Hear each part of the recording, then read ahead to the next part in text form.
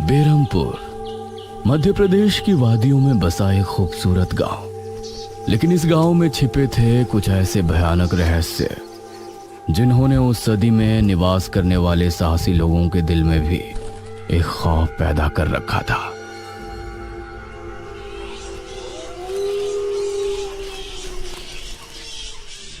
आज तो बहुत दिनों के बाद मित्रों से मिलना हो रहा है, बहुत आनंद आएगा। अरे मदन, कहाँ जा रहा है इस समय? पिताजी, मेरे मित्रों से इतने दिनों बाद मिलना हो रहा है। वो सुबह होने पर वापस नगर चले जाएंगे। अरे तुझे पता नहीं क्या, आज शनिवार की रात है।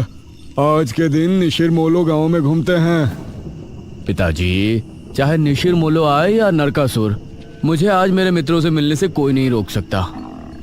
ठीक है, लेकिन ध्यान रहे, जैसे ही तुमको उनके कदमों की आहट सुनाई दे और उनका वो मंत्र जिसको वो दोहराते हुए आगे बढ़ते हैं, तो उन्हें बिना देखे किसी ऐसी जगह छिप जाना जहां से ना वो तुमको देख सके ना तुम उनको। और जब तक उनकी आवाज आना बंद ना हो जाए, उनके सामने नहीं आना। वो 4 भयानक आदमी होते हैं जो अपने कंधों पर एक ताबूत को उठाए होते हैं, और अगर कोई उन्हें देख ले तो वो जिंदा नहीं बचता। मुझे पता है पिताजी, अब मैं चलता हूँ। यह कहकर मदन घर से निकल गया, लेकिन उसके पिता के चेहरे पर उसकी फिक्र साफ नजर आ रही थी। निशिर मोलो आ जाएंगे और साथ ले जाएंगे। ऐसा लगता है कि हमारे गांव के लोग अभी भी दूसरी सदी में जी रहे हैं। वो तेज तेज कदमों के साथ आगे बढ़ रहा था। कुछ देर बाद उसे जंगल की तरफ एक पगडंडी वाला रास्ता नजर आया। यहां से जाऊंगा तो जल्दी पहुंच जाऊंगा। यहीं से आगे बढ़ता हूं। बिना ज्यादा सोचे वो जंगल के अंदर बने उस पगडंडी वाले रास्ते पर आगे बढ़ गया।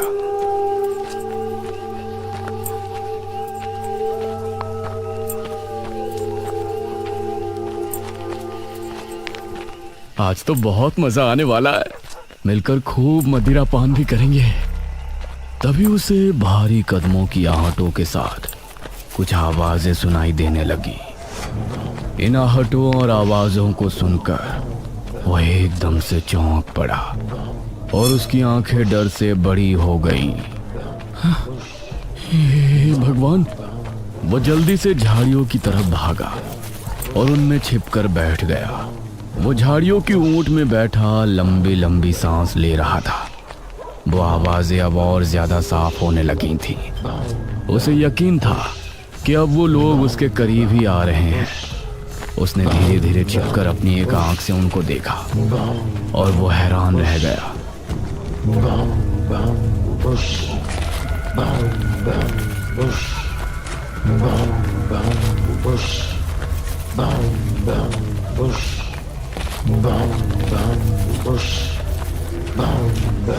हे भगवान, मैंने इन्हें देख लिया।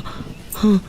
मदन पूरी तरह से झाड़ियों में छिप गया और कुछ देर अपनी सांस तक रोके वहां छिपा रहा। फिर उसने धीरे से झांक कर देखा तो अब वो लोग कहीं नजर नहीं आ रहे थे। हाँ, लगता है चले गए। वो वहां से निकला और दोनों तरफ देखा तो वहां कोई नजर नहीं आया। हाँ, शुक्र है भगवान। उसने एक कदम बढ़ाया ही था कि तभी उसे फिर से वही आवाजें अपने ठीक पीछे से सुनाई देने लगी। उसने एक झटके से पलटकर देखा तो वो चारों ताबूत वाले शख्स ठीक उसके पीछे खड़े थे।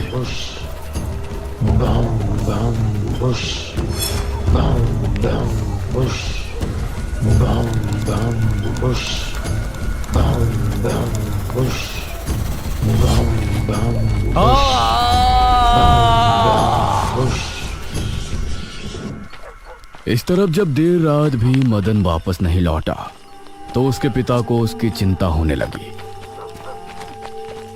उसने गांव के एक आदमी विपुल को साथ लिया और जंगल की तरफ रवाना हुआ।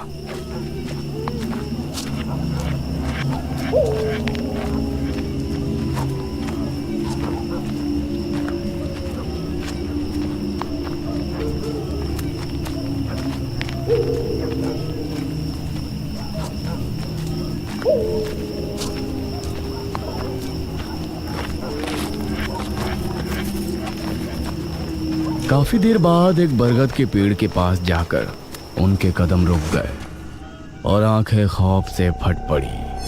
उन्होंने मदन को रहस्यमयी परिस्थिति में पाया। उसके चेहरे पर डर और आंखों में खौफ ऐसा नजर आ रहा था कि जैसे उसने हादसे से पहले बहुत ही भयानक मंजर देखा हो। मदन! 400 साल बाद अंधेरा जंगल, सुनसान रास्ता, चारों तरफ सिर्फ पेड़ पौधे और कोहरा। मेघना उनके बीच अकेली खड़ी थी। कोई है क्या? यहाँ कोई है? उसने कुछ कदम आगे बढ़ाए।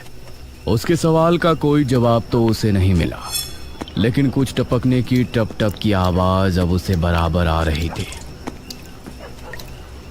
मैं यहाँ क्या कर रही हूँ? कौन लाया है मुझे यहाँ पर? वो खुद को वहां पाकर बहुत परेशान थी। तभी उसने देखा कि कोई चीज उड़ती हुई उसी की तरफ आ रही है। वो उसे हैरानी से देखने लगी। पास आने पर पता चला कि वो कोई विशालकाय भयानक पक्षी था। बचाओ! मेघना उससे बुरी तरह से डरकर भागने लगी और वो उसका पीछा कर रहा था। मेघना ने उसे पीछे पलटकर देखा तो वो उसको पकड़ने ही वाला था, लेकिन तभी मेघना एक पेड़ से टकराई। उसने देखा कि उस पेड़ से हरे रंग का पानी टपक कर नीचे गिर रहा था। मेघना उस हरे पानी को गौर से देख रही थी। तभी अरे ओ मेघना, उठ जा यार, कब तक सोएगी? मेघना आंखें मलते हुए नींद से जागी। उसने देखा कि सुबह के 9 बज चुके थे। ओह शिट, हम तो लेट हो गए। तूने मुझे उठाया क्यों नहीं?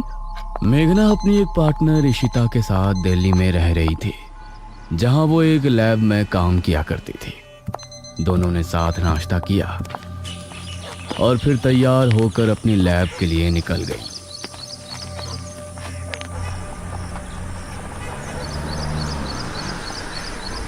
तेरा ऑमलेट खा खा कर मेरा पेट खराब हो चुका है। रोजाना कच्चा ही बनाकर दे देती है। शुक्र मना कि कच्चा भी खाने को मिल तो रहा है। तेरे भरोसे रहेंगे तो वो भी नहीं मिलने वाला। सोकर ही 9 बजे उठती है।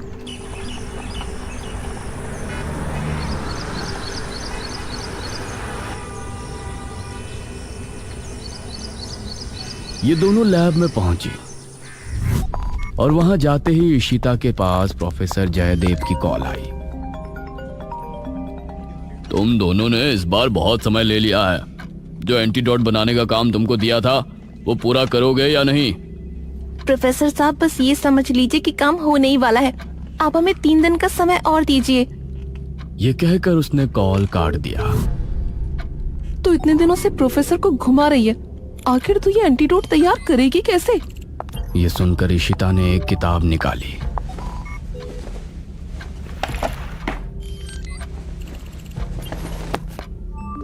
यार देख ये किताब, इसमें बहुत से ऐसे लिक्विड के बारे में लिखा है जिनकी कहानी पुरानी दंत कथाओं और लोक कथाओं से जुड़ी है। तो तू कहना क्या चाहती है? मुझे इस किताब में बहुत ही अनोखे लिक्विड के बारे में पता चला है जिसे मृत्युंजय अमृत कहते हैं। हम उस लिक्विड का टेस्ट करेंगे और अगर वो हमारे काम का निकला तो उसे यूज भी कर सकते हैं। मृत्युंजय अमृत? देख, मैं तेरे साथ कहीं नहीं जाने वाली हूँ। ये सब बातें बकवास होती हैं। अरे देख तो सही, इस पेड़ से हर पूर्णमासी की रात ये हरा लिक्विड टपकता है। तभी मेघना ने देखा कि उस पन्ने पर किसी मृत्युंजय अमृत के बारे में लिखा था और उसमें ठीक वही पेड़ दिखाया गया था जो मेघना रोजाना अपने सपने में देखा करती थी। मतलब उस हरे पानी की बात ही इस किताब में लिखी थी। हे भगवान, क्यों हिला डाला ना? है ना इंटरेस्टिंग? मेघना ने कुछ सोचा और फिर जवाब दिया, हाँ, तो हम दोनों कल ही बीरमपुर गांव के लिए निकलते हैं।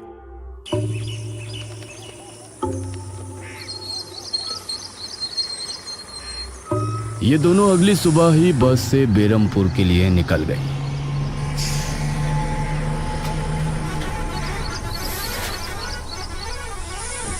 वैसे एक बात बता, तू मेरे साथ वहां जाने के लिए एक ही बार में कैसे राजी हो गई?